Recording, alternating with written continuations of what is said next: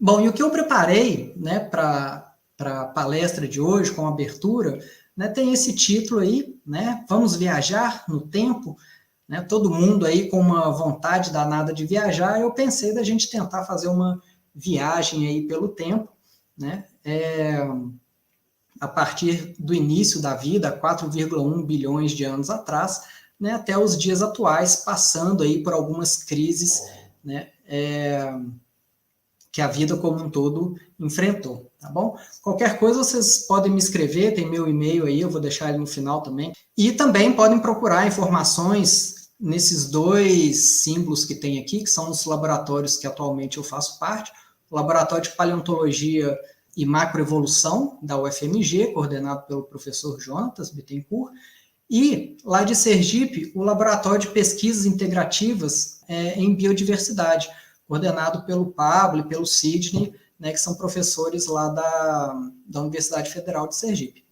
Bom, sem mais delongas, vamos ver se eu consigo passar o slide. Aí foi. Uma breve apresentação do sumário, eu pretendo, antes da gente iniciar a nossa viagem, né, tornar um pouco mais palpável dois conceitos que são muito importantes, né, para essa nossa viagem aí, né, que é a ideia de dimensão de tempo geológico, né, essa extensão do tempo geológico, quando a gente fala em milhões e bilhões de anos, e um outro conceito que é o de ancestralidade comum, né, e relação entre as espécies. Depois a gente vai passar, né, para o princípio da vida em si, alguns pontos que a gente poderia colocar e evidências no registro paleontológico de quando que se iniciou a vida na Terra. E depois eu vou me estender um pouco mais, né, nesse outro tópico que está aí intitulado como crises. Quais crises? Né? Eu vou pontuar alguns eventos geológicos e globais que afetaram ou que deram uma chacoalhada, né, na vida existente em cada um desses períodos, desde o seu início até os dias atuais. Tá? E para fechar, só pontuar, né, fazer uma ponte com um tema bastante atual, e é o tema central da semana de vocês aí, que eu acho super pertinente, que é a conservação, né, e o homem no meio disso tudo, né, eu vou falar brevemente sobre paleobiologia da conservação, que é uma área muito nova dentro da paleontologia também. Tá? Mas para o final da palestra vocês vão saber um pouco mais de detalhes sobre isso aí. De início, então, né, eu queria tentar fazer com que vocês percebam essas ideias, né, de milhões e bilhões de anos de uma forma diferente da qual a gente usualmente é apresentado. Então, normalmente a gente lida muito bem com segundos, minutos, horas, a gente tem uma noção do que significa um ano, talvez a gente consiga extrapolar para milhares de anos, mas para a gente conseguir fazer essa extrapolação ainda maior, eu queria mostrar um trechinho desse vídeo, que talvez muitos de vocês conheçam, né, que chama The Science World Smiling Face Cosmic Eye. Tá? Pode ser encontrado no YouTube, para quem quiser ver ele por completo. Aqui a gente vai ter uma escala, uma unidade métrica, né, centímetros, metros, quilômetros, que vai se afastando, né, e eu queria que vocês tentassem associar isso com uma escala de tempo. Então, imaginem que ali está escrito segundos, a gente vai passar para dias, horas, anos, décadas, séculos, milhares de anos, e aí a gente vai extrapolar até milhões e bilhões de anos. Vamos lá? Eu tirei o som, mas quem quiser ver ele por completo, ele tanto afasta quanto aproxima em escalas muito diferentes das usuais que a gente costuma ver. Vejam como a pessoa de pequenininho ela já desaparece e a gente começa a mudar as escalas. A gente começa a ver talvez uma cidade inteira, o estado, no caso lá nos Estados Unidos, uma porção de quase todo o continente. E aqui a gente ainda está nos milhares de quilômetros. Então, quando a gente passa para outras escalas, olha só, milhões de quilômetros, quando a gente fala de milhões de anos, a gente está numa escala tão distante quanto essas imagens têm nos mostrado. Chegando até o sistema solar como um todo aí na escala de bilhões de quilômetros. Deixa eu parar aqui, depois quem quiser assistir, né, o vídeo como um todo, né, para a gente tentar afastar e ver o que significa 1 milhão de anos na escala que a gente vive atualmente, né, relacionada a um ano nosso ou algumas décadas, como costumamos observar. Um outro trechinho de um vídeo que eu queria mostrar aqui, vamos ver se o computador vai colaborar, é desse documentário chamado Princípio da Vida, com David Attenborough. Ele traz no momento uma retrospectiva que ele parte dos dias atuais até essa escala de milhões e bilhões de anos. Então vocês vão ver como que as décadas, séculos e milhares de anos se afastam e expandindo, né, até a gente chegar nessa escala dos milhões de anos. E parte dos dias atuais, e aí vai retrocedendo séculos, milênios, dezenas de milhares de anos, até a gente atingir essa escala maior de 1, 2, 3, 10 milhões de anos, e assim por diante. No caso, ele vai retrocedendo nesse vídeo, né, mostrando também alguns eventos biológicos e geológicos aí existentes no passado. Ele dá essa pausa próxima a 600 milhões de anos, onde a vida multicelular e os animais, os primeiros animais marinhos, possivelmente teriam surgido, até 2, 3 bilhões de anos atrás, incluindo aí a própria idade da Terra, que estima-se hoje seria algo próximo a 4,6 bilhões de anos. Bom, posso encerrar aqui essa nossa experimentação, tá? Espero que agora já fique um pouco mais claro essas dimensões. E um último modelo que eu queria mostrar, agora aqui já nos slides, né, é uma forma que a gente costuma fazer para facilitar essa dimensão do tempo geológico e percepção disso, né, é condensar todos esses 4,6 bilhões de anos da idade da Terra, por exemplo, em um calendário anual de 365 ou 366 dias. Nesse calendário, o primeiro dia de janeiro seria o momento em que a Terra se originou, há 4,6 bilhões de anos. E no outro extremo do calendário, o último dia do ano, o Réveillon, dia 31 de dezembro, esse pontinho aqui marcado, a gente teria os dias atuais, que é esse momento agora aqui que a gente está aí interagindo, etc. Tá? Só para vocês terem uma ideia, nessa escala, quando a gente coloca a idade da Terra dentro desse calendário, os eventos históricos humanos mais antigos, o registro mais antigo de escrita, por exemplo, da nossa espécie, ele está muito próximo do recente, nessa escala, né, da idade da Terra, sendo apenas os últimos 30 segundos, né, desse último dia de dezembro aqui. Tá? Quando a gente afasta um pouquinho mais, né, a nossa própria espécie ela teria se originado, os fósseis mais antigos de Homo sapiens que a gente tem, que datam por volta de 230, 250 mil anos, nessa escala que a gente está chamando aqui de calendário cósmico, ela teria acontecido às 23 horas e 33 minutos também do dia 31 de dezembro. Então veja que está tudo concentradinho nesse último dia aí. Tá? E aquilo que a gente poderia chamar de linhagem que teria dado origem a todos os homens, né, aos humanos, a espécie humana como um todo, anteriores à nossa própria espécie, tipo Homo erectus, Australopithecus, esses organismos, né, teriam as idades mais antigas de 6 milhões de anos, e isso representaria, né, o meio-dia, dia 31 de dezembro, né, desse nosso ano cósmico aí. Vejam como todos os eventos associados à nossa própria espécie, ou mais próximos da nossa própria espécie, ele está restrito aí num único dia desse calendário.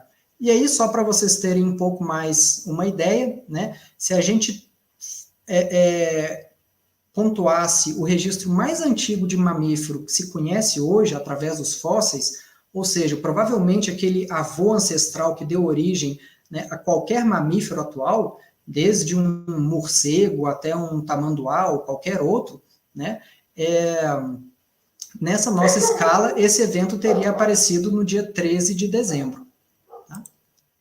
E aí, para encerrar essa ideia do calendário cósmico, eu destaquei mais 2 outros eventos, um dele que teria acontecido dia 16 de junho, que seria as evidências mais antigas para organismos unicelulares, que a gente diz serem mais complexos, que possuem algumas organelas dentro da sua célula, que são as células eucariontes, né? E um outro evento que estaria aqui no dia 20 de março, ou seja, 3 meses depois da origem da Terra, né? A gente teria as estimativas mais conservadoras para a origem da vida em si, tá? Então, mais ou menos quando começou a pandemia aí, quando a gente começou, né, a encerrar as aulas e ficar atento aí com esse distanciamento social. Os 3 primeiros meses do ano seria um momento nessa escala, né, sem vida na Terra, e a partir daí a vida teria começado na sua forma mais simples. Tá? Bom, daqui para frente, quando eu começar a falar dos eventos, a gente vai ter uma escalinha que eu deixei aqui no fundo, que vai ser a escala que a gente vai usar como referência. 4,6 bilhões de anos é toda a idade da Terra, né? E cada palitinho desse aqui vale 50 milhões de anos, tá bom? Bom, um segundo ponto que eu queria abordar com vocês, né, seria em relação à ideia de ancestralidade comum, tá? Para a gente conseguir fazer essa viagem de voltar no tempo e acompanhar as formas de vida ao longo do tempo, é importante a gente entender como que todas elas estão, de uma forma ou de outra, relacionadas, tá? Então, essa relação, ela pode estar mais distante no tempo ou pode estar mais próxima no tempo, mas ela sempre vai existir. E uma forma da gente assimilar isso é pensar nessa prática, né? Uma proposta que o Richard Dawkins faz em um de seus livros, né, A Magia da Realidade. Ele propõe a gente, eu queria que vocês fizessem esse exercício também, a imaginar, por exemplo, vocês pegarem a foto, ou imaginar uma foto, né, fictícia, da mãe de vocês, né, e atrás dessa foto, incluir a foto da mãe de vocês, ou seja, de sua avó. Atrás da foto de sua avó, vocês pegam mais uma foto, né, que seria da sua bisavó, a mãe da mãe de vocês. Né? Cada uma dessas fotos empilhando, né, vai formar um elo de ligação de várias gerações, né, anteriores a atuais. Cada foto que a gente coloca é uma geração a mais que a gente vai adicionando nessa linha do tempo aí, né? E aí tem 2 aspectos interessantes dessa analogia, que são as seguintes. A primeira é que cada ser vivo hoje, cada ser humano, cada organismo vivo hoje, ele sempre teve que ter uma mãe. Não existe um organismo que simplesmente surge do nada de repente, né? Então, essa conexão de foto por foto a cada uma das gerações anteriores, ela inevitavelmente existe para qualquer organismo vivo hoje. Ele sempre tem um ancestral, né, um ancestral anterior que deu origem a ele próprio. E um segundo aspecto dessa ideia, né, ou seja, essa cadeia ela não pode ter sido rompida em nenhum momento quando ela liga um ser vivo atual. E um segundo aspecto dessa ideia, que mais cedo ou mais tarde, o empilhamento dessas fotografias, elas vão se unir, né, com a de alguma outra pessoa ou com a de algum outro organismo. Né? Para deixar essa ideia mais clara, vejam essas bolinhas ligadas por essas cordinhas vermelhas aqui.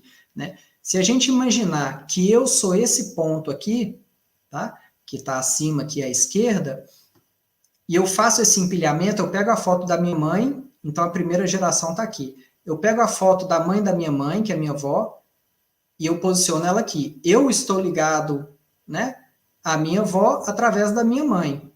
E a avó da minha mãe, que seria a mãe da minha mãe, vai ser essa terceira foto aqui, tá?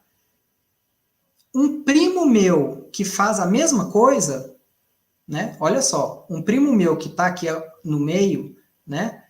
Ele pega a foto da mãe dele, que no caso seria a minha tia, ou seja, irmã da minha mãe, né? E depois pega a foto da mãe dele, ele vai encontrar um ponto em comum, né? Que é a minha avó, né? A minha avó teve vários filhos, a minha mãe é a irmã dela, que é a minha tia, e a minha tia teve outros filhos, que são os meus primos.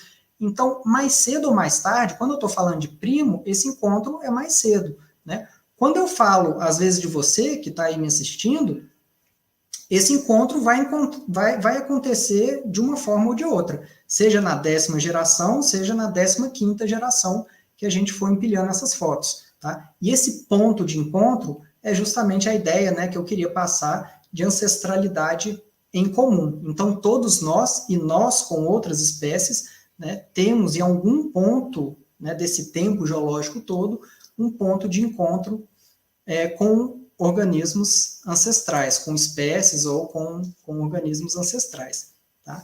Então, se a gente voltar no tempo um pouco, uns 500 anos aí, por exemplo, né, pode ser suficiente para a gente encontrar uma avó nossa que seja indígena, ou que seja africana, ou que seja europeia, né, talvez nem precise de tanto tempo assim.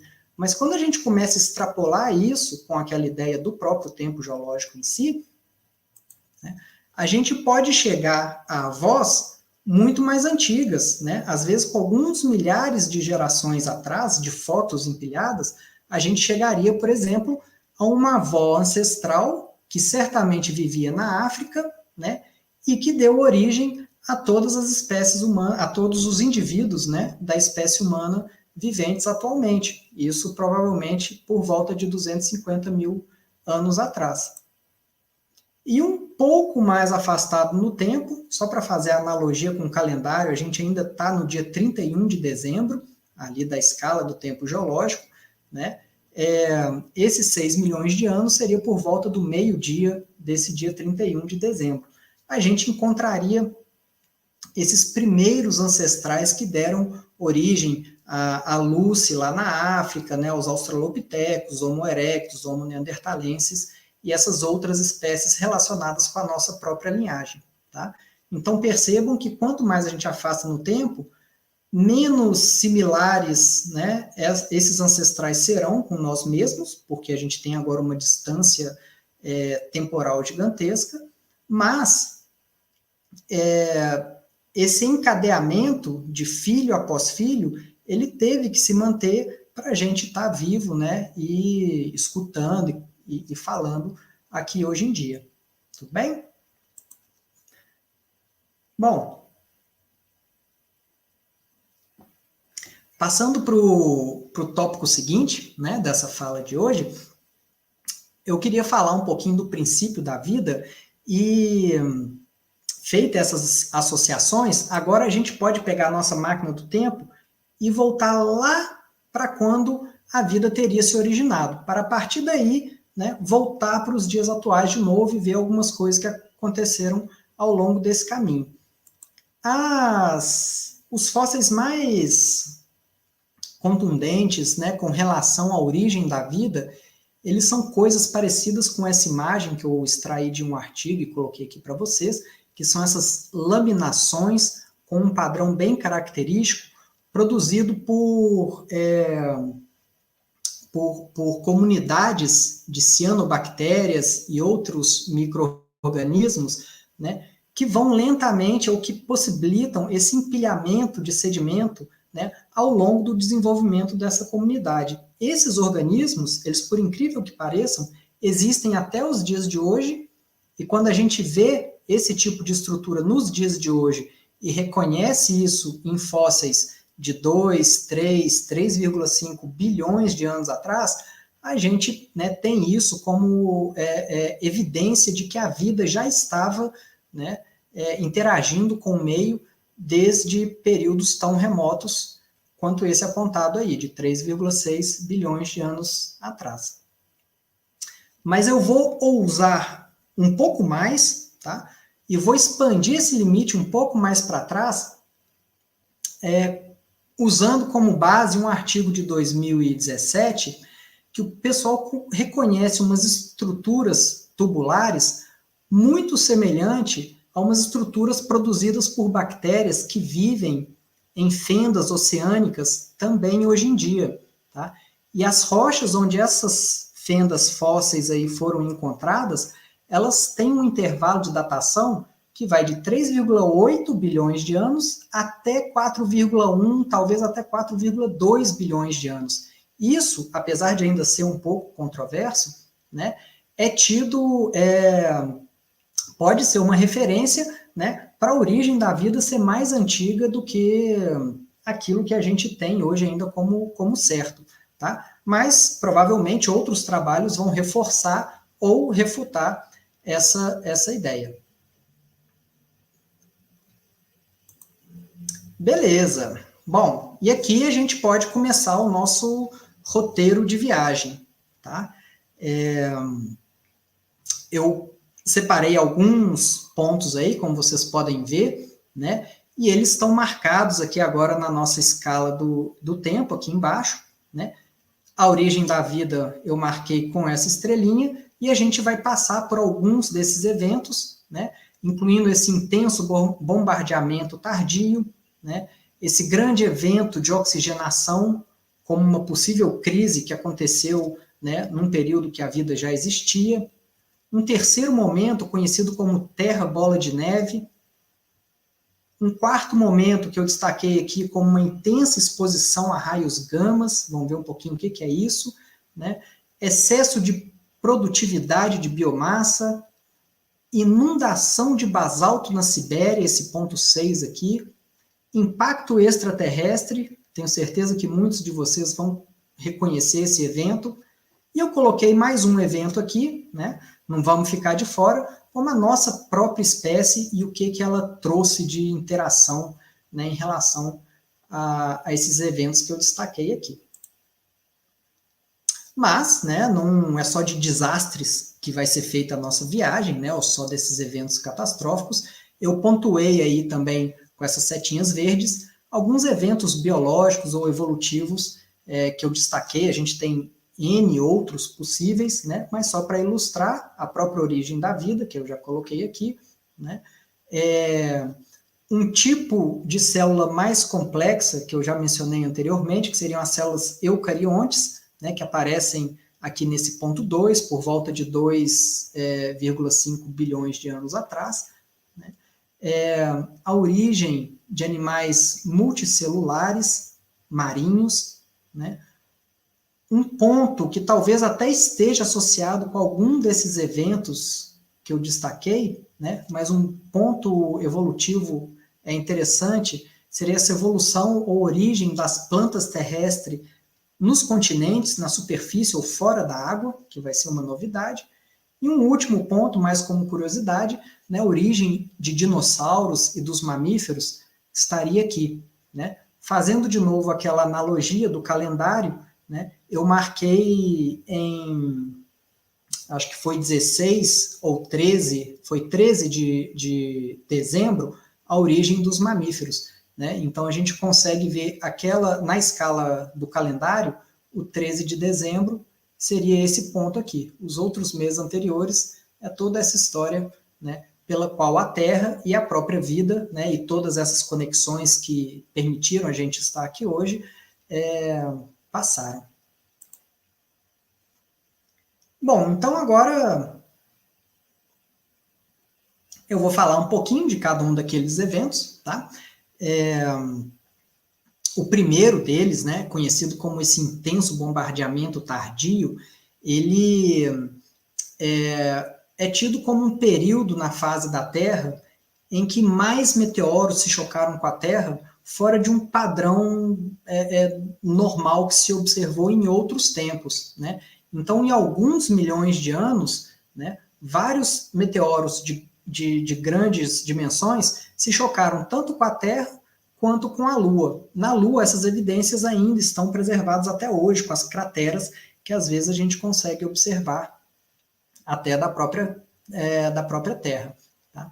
Esse evento de intenso bombardeio, né, ele tem um significado interessante, porque se a vida tivesse surgido depois dele, seria algo mais fácil de explicar. Mas com essas últimas evidências de que a vida surgiu antes desse bombardeamento, isso reforça uma teoria de que possivelmente a vida não tenha surgido na superfície dos oceanos, onde o clima e a atmosfera como um todo ainda seriam muito instáveis, né?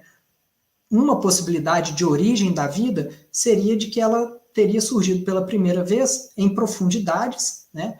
Em fontes termais oceânicas que estariam mais profundas nos oceanos e mais distantes, né, dos efeitos desses intensos bombardeios, né, o que acaba sendo mais plausível se a gente pensa, né, na idade da origem da vida como anterior a esses bombardeamentos. Bom, mas o que interessa por aqui é que mesmo essas primeiras formas de vida mais simples, elas conseguiram ultrapassar essa barreira, esse primeiro grande evento, e seguiram adiante. Lembrando que, se em qualquer momento desses toda a vida deixasse de existir, nós mesmos já não estaremos mais por aqui, né? Porque a gente teria quebrado aquela rede de interconexões, né, de fotos que a gente conseguiria empilhar ao longo do tempo. Bom, o segundo grande evento que eu separei, ele é chamado de esse grande evento de oxigenação. Ele, para muitos, pode ser considerado, pô, isso aí deve ter sido uma coisa boa, né? Eu não consigo me imaginar numa atmosfera, né, ou num oceano sem oxigênio. Um oceano sem oxigênio, ele não vai ter vida. Mas pensem que todo esse tempo aqui anterior aos 2,5 bilhões de anos, né, existiu vida, e era uma vida que, na verdade, se dava muito melhor em ambientes sem oxigênio. São as bactérias, por exemplo, anaeróbicas, né? Em um ambiente em que o oxigênio começa a ficar excessivo ou muito disponível, ele acaba podendo se tornar tóxico para esses organismos. Então, o que pode ter sido bom para outras espécies, no momento subsequente, deve ter sido desastroso para as espécies anteriores a esse momento aí. E um dos eventos, né, um dos eventos biológicos, às vezes associados a esse aumento da oxigenação dos oceanos e da atmosfera, é relacionado tanto ao aumento de estromatólitos, que são os organismos, né, as estruturas produzidas por aquelas comunidades que eu falei, que deixam aquelas rochas laminadas e tal, né? Então, a gente passou a ter muito mais desses organismos que são cianobactérias e são fotossintetizadoras, que produzem o oxigênio, né, perto dessa faixa e que podem ter contribuído para essa oxigenação. E, além disso, a gente tem evidências de que os primeiros eucariontes, né, fotossintetizadores, também tenham surgido nessa época. Então, talvez algumas células com um tipo de fotossíntese que liberasse mais oxigênio também teria surgido evolutivamente, né? E isso injetando oxigênio nesses ambientes aí, como o nosso segundo ponto de parada aí. Um terceiro momento, vejam que a gente já está praticamente chegando perto do zero, né? Demos um salto aqui para perto de 900 milhões de anos atrás, tá? É um evento chamado Terra Bola de Neve, né? Existem algumas evidências geológicas que mostram que em vários lugares do planeta, nesse período, né, esses ambientes deveriam estar cobertos por uma capa de gelo, né? É como se as calotas polares tivessem avançado tanto, como está nessa imagem aí, quase ao ponto de se encontrarem no Equador, tá? Alguns cientistas discutem que isso não teria acontecido, que elas não teriam avançado tanto, mas indiscutivelmente uma glaciação extrema e que teria durado por muitos milhões de anos acometeu a Terra próximo a esse período aqui. Em um evento biológico subsequente, por vezes associado a essa Terra bola de neve, seria o próprio surgimento da vida multicelular marinha em si, né? Alguns cientistas, eles argumentam que quando esse gelo todo que estava sobre os continentes começa a derreter e entrar para os oceanos, a gente teria tido um influxo de nutrientes muito grande que teria dado muito mais energia para os organismos que viviam nesses oceanos. E isso permitiu, né, com que espécies que usassem mais energia fossem evoluindo ou evoluíssem, né, aparecendo formas cada vez mais complexas, né? Então, há 900 milhões de anos a gente tem o evento Terra Bola de Neve, e por volta de 700 milhões de anos a gente já tem alguns indícios, né, de vida multicelular aparecendo nesses oceanos primordiais aí. Bom, vamos dar sequência para a nossa viagem, né? O quarto ponto de parada, a gente está aqui há mais ou menos 450 milhões de anos atrás, tá? E, na verdade, o que a gente tem de mais evidente nos registros, né, paleontológicos e geológicos é, de novo, uma queda muito acentuada na temperatura, né? Então marcado por uma fase de glaciação bastante intensa, que levou à extinção várias espécies, e há algumas simulações, né, que dizem que essa queda na temperatura foi tão intensa, né, muitos graus caíram em poucas décadas, né, que uma das possíveis causas disso poderiam ser, né, essas intensas exposições a raios gamas. Uma forma de se ficar exposto ao raio gama é, por exemplo, se uma supernova próxima ao nosso sistema solar tivesse explodido e o que ela tivesse irradiado atingisse a Terra, né? Isso vai ionizar os gases atmosféricos, né? E vai fazer, fora, né, que atinge diretamente os organismos em si, podendo causar mutações e a mortandade em massa, mas essa ionização dos gases atmosféricos levaria também a uma redução abrupta da temperatura nesse período, tá? Então, uma das hipóteses, né, que se tem para essa redução de temperatura seria essa exposição intensa aos raios gamas aí. Imaginem só o que os nossos ancestrais não estão passando por aí ao longo de tantos milhões de anos, né? Bom, partindo para o quinto ponto de parada aí dessa nossa viagem, a gente tem esse excesso de produtividade de biomassa.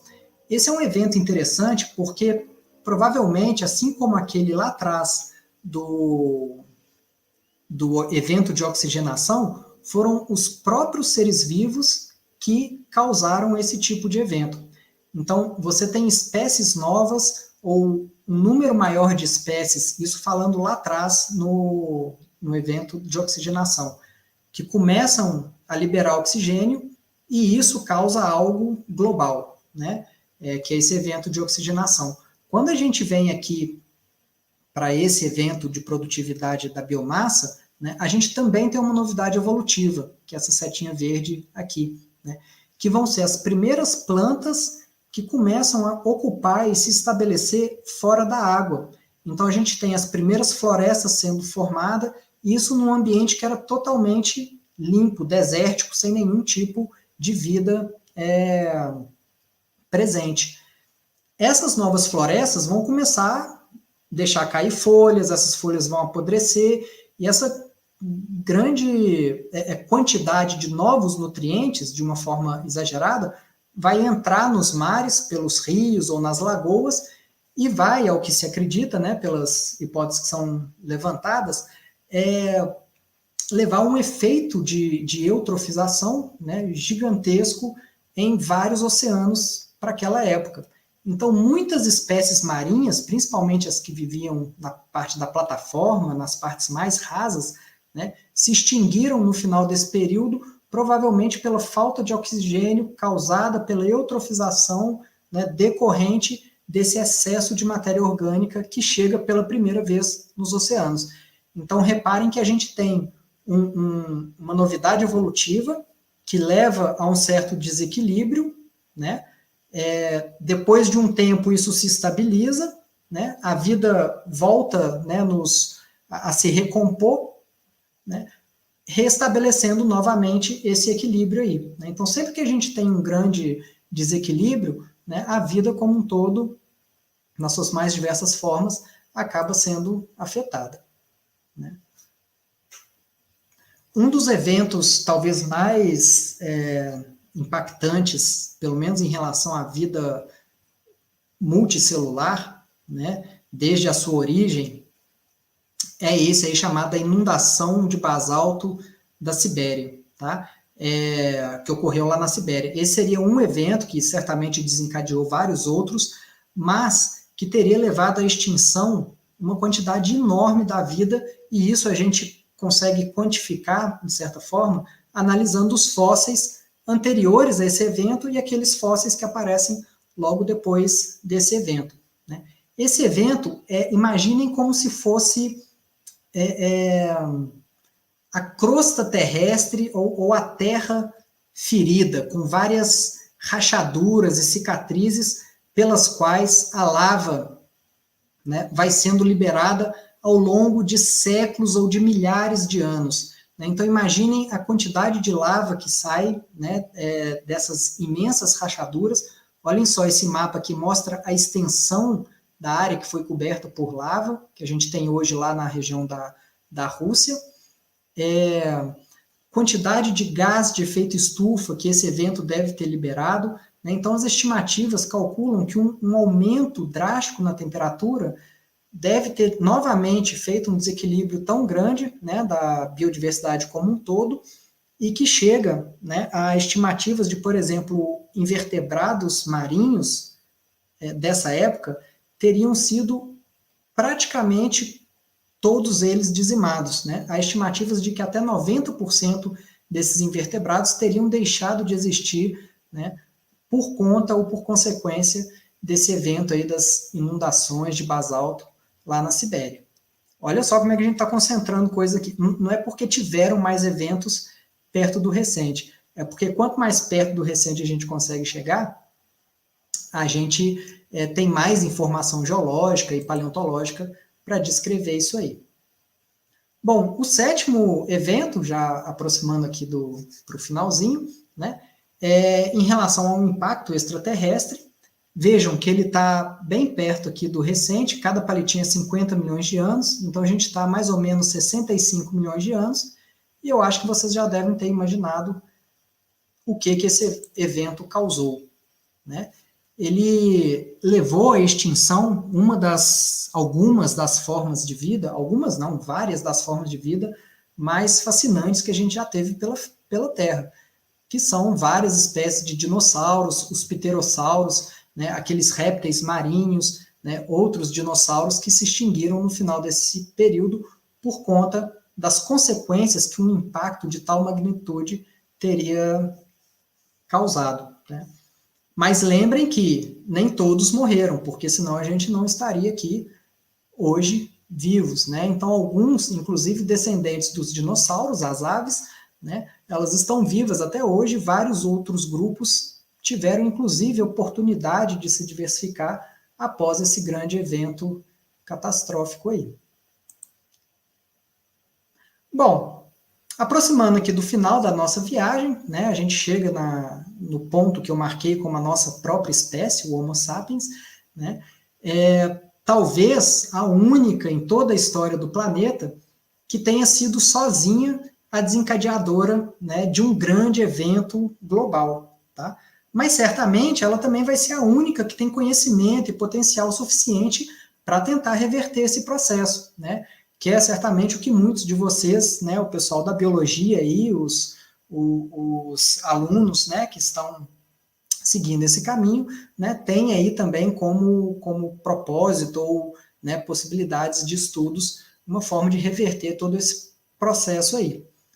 Eu não vou discutir os efeitos que a gente atualmente tem trazido, né, para o planeta. Isso eu acho que vai ser discussão para a semana toda aí, para a semana de biologia de vocês, tá? Mas eu queria só pontuar que não é de hoje que o homem, né, já está balanceando essa história, né, ou desbalanceando essa história toda aí. A gente tem tido cada vez mais evidências, né, de que o efeito do homem pré-histórico, à medida que ele saiu da África e foi ocupando outros continentes, né, ele possivelmente teve um efeito muito significativo na redução ou eliminação de espécies que existiam há pouco tempo atrás, né? Quando a gente volta a 20, 15 mil anos atrás, a gente tinha aqui na América do Sul, por exemplo, elefantes sul-americanos, a gente tinha preguiça gigante, a gente tinha tatus gigantes, a gente tinha o tigre dente de sabre e várias outras espécies que não existem mais nos dias de hoje, né? Uma corrente de hipóteses pende para um lado de variações climáticas do próprio planeta que teriam levado a essas extinções, mas a cada ano que passa, mais publicações aparecem mostrando que a ação do homem, à medida que ele ocupava cada um desses novos lugares, né, coincidia, ou a gente observa também, uma redução de espécies dessa chamada megafauna pleistocênica ao longo dessa dispersão, distribuição do homem por todos os continentes aí do nosso planeta. Tá? E aí, para finalizar, só para mostrar para vocês que a paleontologia, apesar de estudar coisas do passado e tentar dar um entendimento, né, para tudo isso que ocorreu no passado aí, ela também se ocupa de tentar aplicar esse tipo de conhecimento à tomada de decisões para se conservar áreas ou a diversidade atualmente, tá? E alguns dos exemplos que a gente tem de como que esse conhecimento pode ajudar, né, a gente mudar o rumo que a gente está tomando hoje, foram esses dois que eu separei aqui.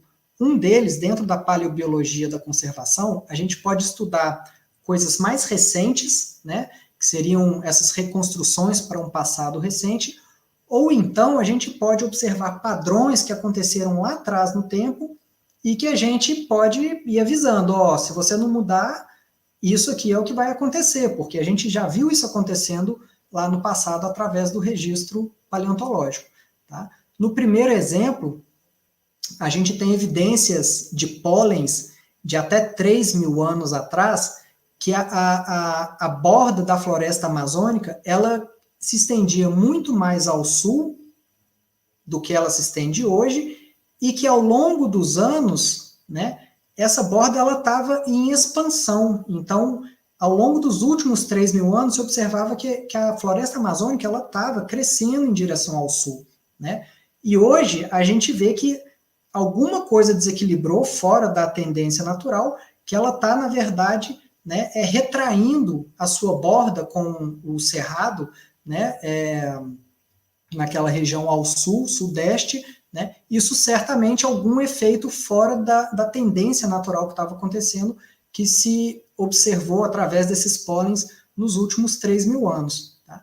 E, indo um pouco mais para trás no tempo, né, a gente teve um evento há 56 milhões de anos atrás, que eu não pontuei aqui, mas que é chamado de máximo termal, né? Logo depois do impacto do meteoro, logo depois, né, 10 milhões de anos depois, a gente teve um aumento da temperatura, né, em todo o planeta, e se observou que os insetos herbívoros, né, que causam danos às folhas, aumentaram enormemente de quantidade nesse último máximo glacial, do Paleoceno-Eoceno, de 56 milhões de anos atrás. Isso já é um alerta. A temperatura está subindo. Se ela continuar subindo, né, possivelmente os predadores, né, que costumam manter essas populações de herbívoro em equilíbrio, isso vai entrar em desequilíbrio, a gente vai ter problema com as plantas como um todo, porque o número de insetos, né, herbívoros pode aumentar enormemente. Tá? Então, são pontos aí que a paleontologia pode tentar contribuir, né, para que a gente tente tomar decisões e formas, né, de contornar esses desequilíbrios aí, muitas vezes associados com a nossa própria espécie. Bom, então é isso aí, pessoal. Espero que eu não tenha passado muito do tempo. Foi um prazer estar aqui com vocês. Espero que vocês tenham feito muitas perguntas. Eu não consegui acompanhar aqui em tempo real, mas a Makênia vai me passar algumas delas, espero, né? Mais uma vez, meu e-mail está aí, para quem quiser entrar em contato, esclarecer alguma dúvida que eu não tiver respondido aqui. E eu queria aproveitar, né, já que o tema é muito semelhante ao que me pediram para falar aqui, na sexta-feira, agora, às 19h30, lá no canal do Coelho Pré-Cambriano, no YouTube, a gente vai fazer uma live, né, sobre extinção, tá? É uma série intitulada Old But Gold, que a gente discute, né, ensaios do Stephen Jay Gould, que foi um paleontólogo muito importante para a divulgação da ciência, tá? Então a gente vai estar lá, quem tiver gostado, quem quiser saber um pouquinho mais, interagir um pouco mais também, apareça por lá na sexta-feira, beleza? Então é isso aí, pessoal. Valeu, vou aguardar a Makênia entrar aqui para a gente poder trocar uma ideia, tá bom? Muito bom falar para vocês aí. Valeu.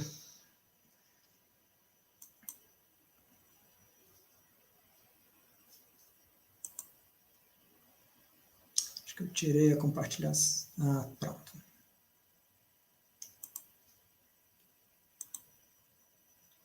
Ah, eu não estou te ouvindo, Makênia.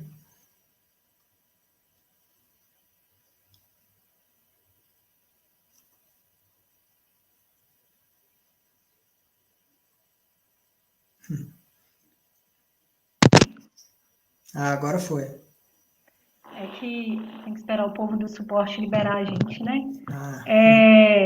Muito legal a palestra, falou muito pouco, por mim falava mais 1 hora aí disso. Eu pesquei algumas perguntinhas aqui, e alguns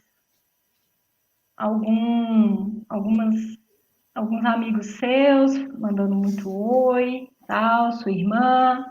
Ó, que legal. Beijão. Todo mundo falando muito legal, você utilizar o calendário como referência, né, para a gente entender os eventos dentro do tempo geológico. Aí eu peguei aqui a fala da Marina. Seus ex-alunos da UFLA, tipo o Giovanni, falando grande palestra do professor Riparini. Que legal, gente. Essa estratégia aí das fotos para construir a ideia de ancestralidade foi muito legal, o Kelvin pontuou aqui. Ah, legal. E aí, tem algumas perguntinhas. O Kelvin mesmo, ele pergunta como que a paleontologia e a geologia podem contribuir para o despertar da conservação das espécies? Acho que você falou um pouquinho disso aí já no finalzinho, né? Uhum. Bacana, Kelvin. Então,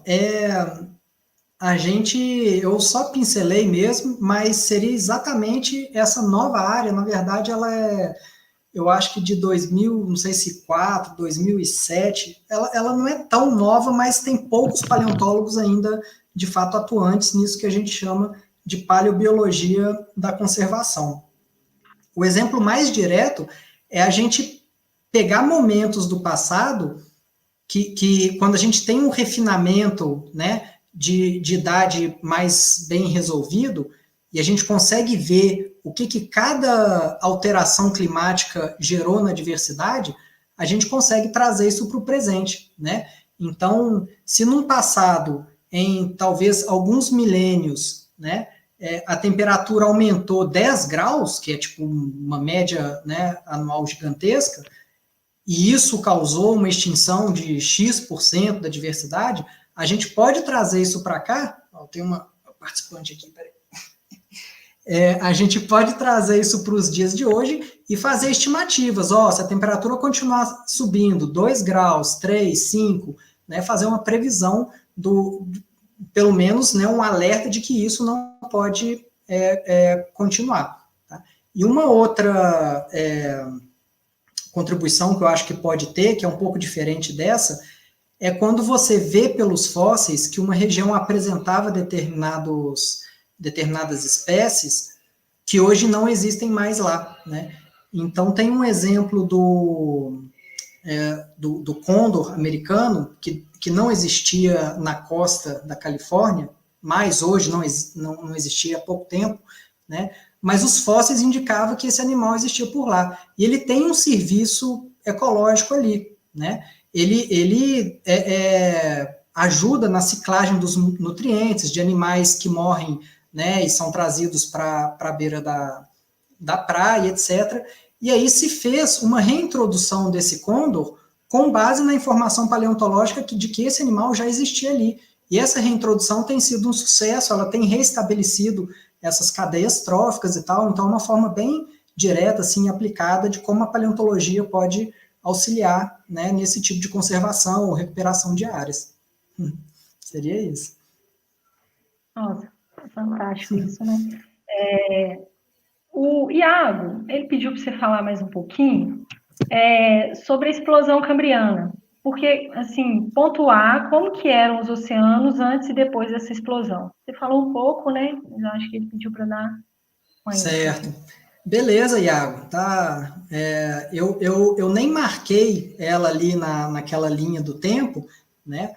Mas ela com certeza é um evento bem significativo e muito interessante. A diferença não, acho que o aspecto principal que eu destacaria aqui é que se a gente tivesse uma máquina do tempo e conseguisse voltar no tempo, a gente começaria a ver as coisas no oceano, porque apesar da vida existir muito antes disso, ela era basicamente microscópica, né? Então você volta, sei lá, a 1 bilhão de anos, os oceanos estão cheios de vida, só que vida de micro-organismos, todas elas, né, unicelulares, que a gente não conseguiria ver a olho nu. Então, a explosão do Cambriano, que está aí por volta de 540 milhões de anos atrás, 520, 530, né, a gente passa a ter muitas espécies de grupos muito diferentes, moluscos, artrópodes, já cordados basais e outros filos representados atualmente, já presentes no registro fóssil a partir dessa chamada explosão do Cambriano, né? Um contraponto que alguns fazem à explosão do Cambriano, o nome explosão vem justamente porque a partir do momento que a gente não enxerga nada, a gente começa a enxergar muita coisa, né? Mas essa muita coisa, ela possivelmente foi possível de ser enxergada porque os organismos começaram a apresentar parte do seu esqueleto biomineralizado, que facilita a preservação. Então, não significa que antes dessa explosão, esses organismos não existiam, mas eles eram bem mais difíceis de se preservar, né? Então, hoje em dia, alguns trabalhos têm puxado essas idades um pouco mais para trás, e talvez a coisa foi mais gradual do que explosiva, né, como mostra o registro fóssil, né? Acho que é por aí. Beleza, Alexandre. O Luigi também está perguntando, na sua opinião, qual a limitação da paleontologia para sustentar a teoria evolucionista? Qual a limitação? Deixa eu ver aqui. Da paleontologia. Luigi, boa. Olha, qual a limitação? Eu vou ter que pensar um pouco, porque eu não vejo limitação nenhuma. Todos os registros fósseis, né, que eu deparo, ou coisas que eu leio, ele sempre é uma lacuna a mais que é preenchida, né, e que bate com a teoria da evolução, né? Então, se tem um registro de um grupo que praticamente não se conhece, né, você tem uma lacuna, você não tem informação. Quando começam a aparecer os fósseis, pode parecer que são saltos, mas na verdade são pontos que estão sendo complementados ali, né? Uma discussão que às vezes o pessoal traz mas aí não é exatamente uma limitação à teoria evolucionista em si, mas na verdade sobre qual forma a evolução pode ter atuado. A gente pode pensar em situações que são mais passo a passo graduais e vão lentamente, né, caminhando de forma uniforme ao longo do tempo. Então você vai tendo cada trechinho avançando ali ao longo do tempo, Mas o registro paleontológico, e aí que talvez entraria um pouco nessa discussão, você tem uma rocha de 50 milhões de anos, tais organismos. Depois você tem uma de 53, com tais. Depois você tem uma de 50 milhões de anos, com outros organismos. Aparentemente, parecem que há saltos de um momento para outro, né? Mas o problema disso é, na verdade, que esses intervalos que estão faltando, né, a gente não tem essa história contada ali porque ela não se preservou, né? Eu iria talvez um pouco por essa linha. Eu costumo dizer que a única dificuldade é não ter fóssil, né? Se tiver Isso. fóssil, aí acabou. O Giovanni, ele está perguntando aqui se a gente pode considerar o antropoceno como uma nova era geológica ou é preciso mais estudos? Olha, tá por muito pouco isso aí, viu?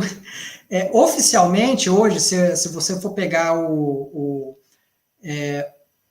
a sociedade que regulamenta essas coisas e define isso, o antropoceno, ele ainda não foi incluído como uma unidade formal, né? Ainda está se discutindo se ele deve ser, e aí detalhe, se ele deve ser uma idade geológica, que é diferente de uma época geológica, né? Ou como o Giovanni colocou, uma nova era, tá? Que são coisas diferentes na geologia.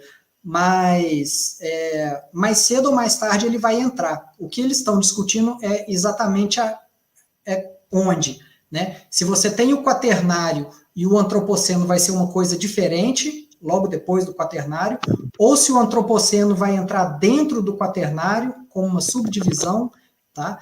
Oficialmente, isso ainda não saiu, mas a discussão, os trabalhos todos indicam que sim, porque geologicamente, você consegue ver, bom, aqui tem interação humana, né? Ou por produção de plástico, ou por poluentes, né? Você faz essa distinção no registro geológico.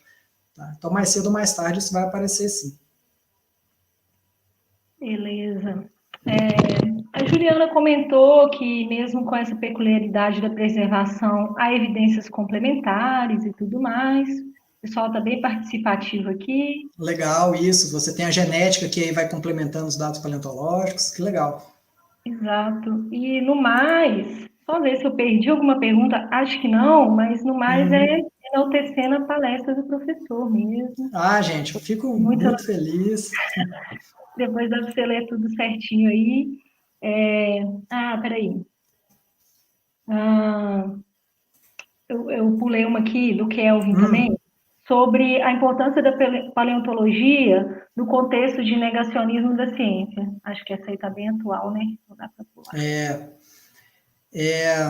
Então, para mim, tem coisas que são menos palpáveis, né?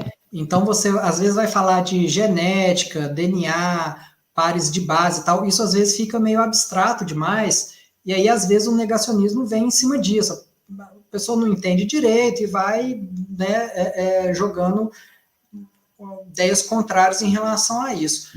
A paleontologia, um aspecto que ela tem, para mim, pelo menos, né, claro que como eu trabalho há mais tempo com isso, fica um pouco mais evidente, mas que é muito nítido, é que ela, indiscutivelmente, apresenta registro de espécies em momentos distintos da história da Terra. Então, quando você acha um fóssil de uma concha, né, de um animal marinho nos Andes, né, a 3 mil metros de altura, você vai ter que arranjar um jeito de explicar aquilo, mas que o fóssil daquele bicho existiu ali naquele lugar, isso de certa forma indiscutível. Ele pode ter sido transportado, etc. Mas assim, você está vendo o fóssil, você vê aquele formato de concha, se você pega uma concha de uma espécie próxima atual, compara, né, com pouco tempo vendo os fósseis, né, em geral, as pessoas se convencem, né? O que às vezes traz um pouco mais para o lado, né, negacionista, aí vai vir uma discussão que volta a ser, eu acho que parte sempre para esse lado abstrato, né, as datações, como que elas são feitas, porque aí envolve elementos químicos radioativos e tal, então você já tem que ter um entendimento, né, mais aprofundado em cima disso aí, né. Bom, acho que uma outra né, uma outra linha de resposta possível para o Kelvin aqui também, né, e para outros colegas, é que a paleontologia, ela, né, acho que para mim, para a McKenna também, ela encanta, né? Então, você fala de fósseis, você vai no museu, você vê um esqueleto montado, tipo assim, não tem quem não se maravilhe com isso, né? E isso atrai para a pessoa querer saber de onde que veio esse fóssil, né? Como que se estuda isso, e também é uma forma de aproximar a linguagem nossa com pessoas que, na verdade, não são paleontólogas, mas que foram no museu e gostam disso. Então, a gente vai trazendo a informação que se conhece, tenta esclarecer a partir daí. Verdade. Eu estou só olhando aqui com o pessoal, se ficou alguma pergunta, mas eu acho que já foi, né, gente? Ah, beleza. Acho que foi tudo. Eu falei a questão da Juliana, Giovanni, o Kelvin, né, já deu para perceber que ele gosta muito de paleonto. Gosta da paleonta, tá bacana. Ele escreveu de onde que ele é? Ele é daí de Ibirité? O Kelvin é meu aluno lá de Birité, né? Vai fazer Ah, paleonto período que vem, tá cheio de expectativa, né? show! Eu acho que eu vou mandar ele lá pro GC, ele, Paris. Ele tá com muita expectativa. Ah, bora também. Não sei como é que vocês estão de laboratório, mas se ele quiser, né, um dia que ele vier em Belo Horizonte, quando a gente tiver retomado, se ele quiser visitar ou ver alguma peça, isso tudo é possível também, viu? Não Para o chama pessoal que duas vezes, gosta, que tem não. interesse. Né? Dá corda não, né? Mas a gente tá de laboratório assim, não tem, né? Ah, Mas eu estou reunindo a coleção e quem sabe um dia a gente vai ter, mas com certeza a gente está topando visitas didáticas quando bacana. voltar o presencial, né, em locais que tiverem uma coleção, né? A do IGC é bem Sim, bacana. É muito raro, né? Ter um é, laboratório com uma coleção é tão, difícil. Porque tão normalmente, essa é até uma questão da paleontologia, né? Muitas vezes os fósseis de uma região repetem muito um tipo de fóssil, né? Então, às vezes, você tem um tipo de fóssil abundante, mas aí você não tem outros fósseis, né? E a coleção da UFMG, diversidade. a didática, É, pelo menos, ela tem essa diversidade bem grande. Isso é uma oportunidade boa mesmo. deixa eu só passar aqui lá pro finalzinho para ver. Ó, parece que foi sucesso, eu tenho certeza que foi. Ah, que bom, eu Esse tô vendo agora, eu vi os assunto é muito comentários aqui. legal, né? E Valeu. a gente fica aí querendo mais. Então, para uma próxima oportunidade, né? Falar um pouco mais aí da sua área, né? E que é uma área que Com encanta certeza. muito mais Posso que a trazer outros minha, né? temas. Que eu mexo com pólen, nossa, ninguém quer saber disso. Você trabalha com dinossauro, né? Então são as estrelas da Paleon. Pois mas tem os. Primeiro de muitas, né? A gente atrai através dos dinossauros, mas depois a gente põe para trabalhar com pólen, porque o pólen, em muitos casos, é muito mais Pólen é informativo do muito que os importante. dinossauros. Olha, ele pode até informar, Liparine, mas o sucesso nunca vai ter Parque É dos Pólen, difícil. entendeu? Filme Parque dos Pólen tá difícil de ter. Parque dos Pólens, né? Olha, então Bacana. eu vou agradecer demais sua presença, né? Disposição de vir aqui contar um pouco da história para gente, né? Desde do inicinho, Desde o né? início. Desde o início e vai tempo nisso, né? É, E agradecer aos alunos aí, aos amigos, todo mundo que está presente e quem for assistir depois também. Gostei demais de participar e aprendi que demais. bom. Valeu. Agradeço demais também, Maquênia, os colegas aí, a Silvia também que fez o contato aí comigo, todo mundo da organização. Estou super à disposição. Nas próximas semanas podem chamar, que eu adoro participar. E agradecer a plateia virtual aí, né? Eu já vi aqui o nome de alguns. Fran, eterna aluna Fran, maravilhosa. O Felipe, a Aline. Nossa, muito bom, gente. Valeu. Agradeço os cumprimentos e estou à disposição aí. Tá Valeu, joia. Maquene. Obrigada, Liparini. Obrigada, Valeu. gente. Valeu. Tchau. Um abraço a todos e daqui a pouco tem mais palestra. Valeu. Tchau, tchau. Tchau, tchau.